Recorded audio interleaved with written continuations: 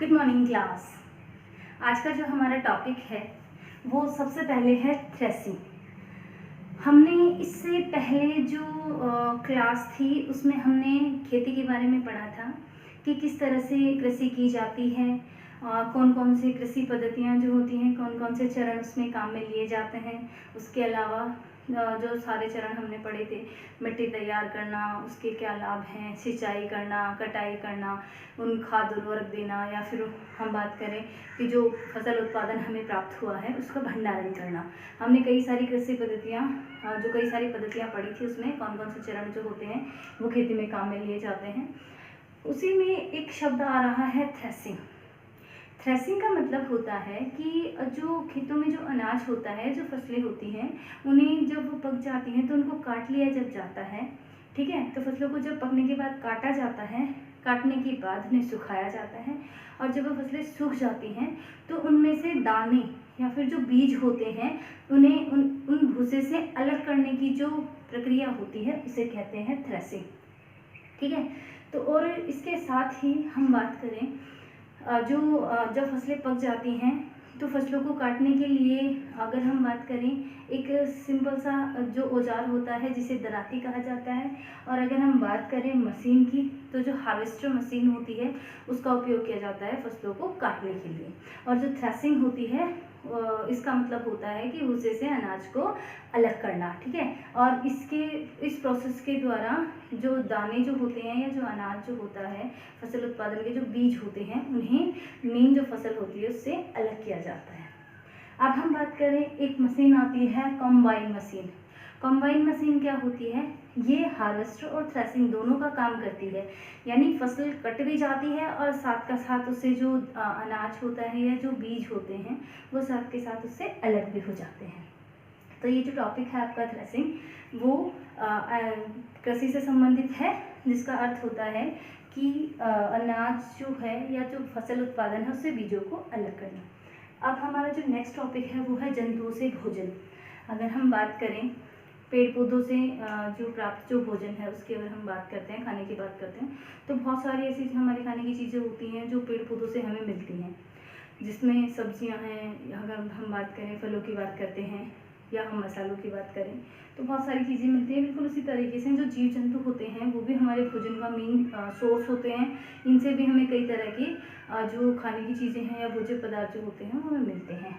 अगर हम बात करें जंतुओं से भोजन की, तो बहुत सारे लोग जो होते हैं वो अलग अलग उद्देश्य से जो एनिमल्स होते हैं उनको पालते हैं, जंतुओं को पालते हैं, जिससे इस प्रक्रिया को पशुपालन कहा जाता है। बहुत ज़्यादा मात्रा में जब इनको, यानी ऐसे नहीं है कि हम अपने शौक़ के लिए इसे पाल रहे हैं, नहीं, जब बहुत ज़्यादा मात्रा में या किसी विशेष उद्देश्य के लिए या जंतु से उत्पाद प्राप्त करने के लिए जब पशुओं को पाला जाता है तो उसे कहा जाता है पशुपालन। तो जो जंतु जो होते हैं इनसे हमें कई तरह की भोज्य सामग्री प्राप्त होती है। हम बात करते हैं दूध की, मक्खन की, दही की अगर हम बात करें तो ये हमें जंतुओं से प्राप्त होता है।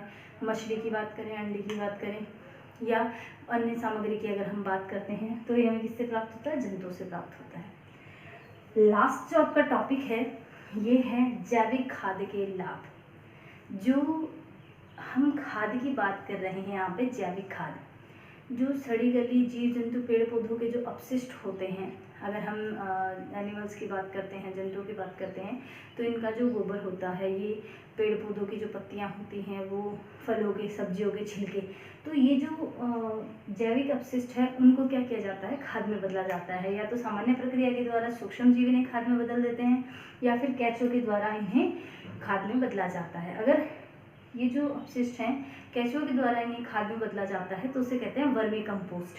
कंपोस्ट जो है वो हिंदी में खाद होती है, यानी जो खाद होती है उसे इंग्लिश में कंपोस्ट कहा जाता है। और केंचुओं के द्वारा अगर ये खाद तैयार हो रही है तो इसे कहते हैं वर्मी कंपोस्ट। कैसे बनती है ये? जो सड़ी गली जो पेड़ पौधों की पत्तियां हैं, या हम सब्जियों की, फलों की बात करें, इनके छिलके हैं, जीव जंतुओं का जो गोबर है, इन्हें एक गड्ढे के अंदर इकट्ठा किया जाता है और उसमें कुछ केंचुए डाल दिए जाते हैं, जो कि बहुत कम समय के अंदर जो अपशिष्ट है उसको खाद में बदल देते हैं। तो इस तरह से केंचुओं के द्वारा जो खाद तैयार होती है वो वर्मी कंपोस्ट होती है। हम बात कर रहे हैं जैविक जो खाद होती है, जो कंपोस्ट होती है, उसके क्या फ़ायदे हैं।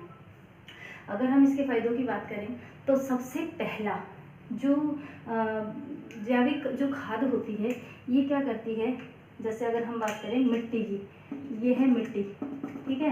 तो जो जैविक खाद होती है ये क्या करती है, जब हम इसको मिट्टी में मिलाते हैं तो ये मिट्टी को पोला बनाती है, ठीक है, यानी हल्का खोखला बनाती है। बीच में जगह जो होती है वो गैप मिट्टी के बीच रह जाता है, जिससे क्या होता है कि कोई भी जो पौधा होता है उसकी जड़ें आसानी से नीचे की तरफ चली जाती हैं और चारों तरफ फैल जाती हैं। अगर हम बात करें खाद की जगह अगर हम उर्वरक मिलाते हैं तो ये प्रक्रिया है, मिट्टी जो पॉली होती है वो नहीं होती। तो सबसे पहला जो फ़ायदा हो गया जैविक खाद का वो ये हुआ कि जो जैविक खाद होती है इससे मिट्टी पॉली होती है।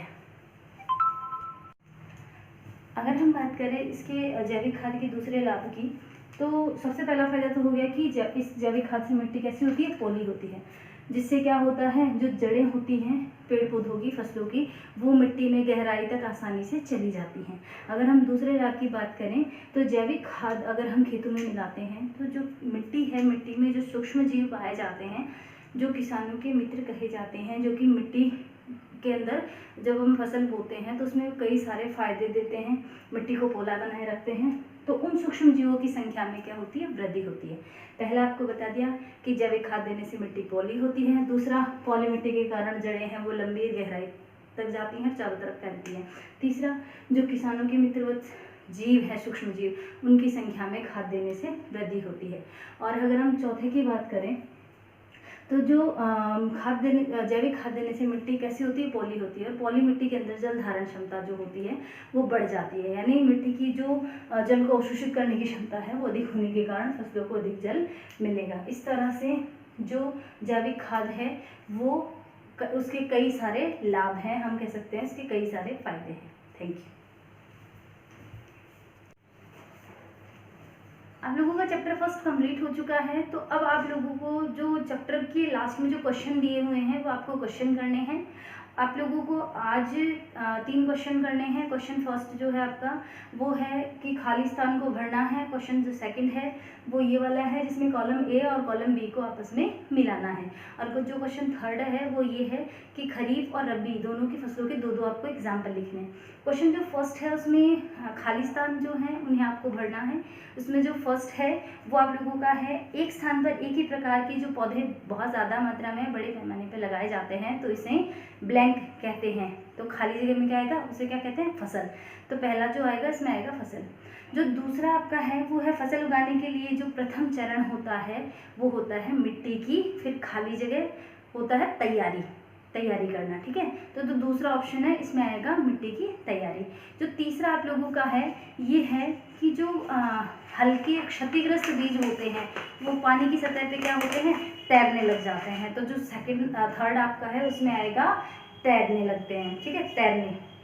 जो चौथा ऑप्शन है वो है कि जो फसलें जो होती हैं वो सूर्य के प्रकाश के साथ साथ मिट्टी से क्या अवशोषित करती हैं, जल तथा खनिज तत्व, ठीक है। तो जो लास्ट का जो चौथा आपका है उसमें जल और दूसरा जो है खाली स्थान उसमें आएगा खनिज तत्व। इसके बाद ये आपका क्वेश्चन फर्स्ट कंप्लीट होता है। क्वेश्चन जो सेकंड है उसमें आपको क्या करना है, कॉलम ए और कॉलम बी को मैच करना है। यहाँ पे सबसे पहले हम बात करते हैं, यहाँ पे है खरीफ की फसल। मवेशियों का चारा है कि बिल्कुल नहीं। यूरिया सुपर फॉस्फेट है, बिल्कुल नहीं। पशु अपशिष्ट गोबर मूत्र और जो पादप अवशेष हैं ये है, बिल्कुल नहीं। तो यहाँ पे क्या आएगा, जो खरीफ की फसल इसमें से कौन सी है, ई, धान और मक्का। अब हम बात करते हैं रबी की फसल। रबी की फसल कौन सी है, गेहूं, चना और मटर। थर्ड हम बात करते हैं रासायनिक उर्वरक। तो यहाँ पे यूरिया सुपर फॉस्फेट क्या है, रासायनिक उर्वरक है। कार्बनिक खाद, कार्बनिक खाद जो है किससे बनी होती है, पशु अपशिष्ट गोबर मूत्र और पादप अवशेष से। तो आपको क्या करना है, जो क्वेश्चन सेकंड है उसमें आप लोगों को कॉलम ए को कॉलम बी से मैच करना है। क्वेश्चन जो थर्ड है आपका उसमें आपको क्या करना है, खरीफ की फसल और रबी की फसल के दो एग्जाम्पल लिखने हैं। तो आज का आपका जो होमवर्क है वो यही है कि आपको जो 3 क्वेश्चन मैंने बताए हैं ये आपको साइंस की जो नोटबुक है आपको उसमें करके और मुझे सेंड करना है। Thank you.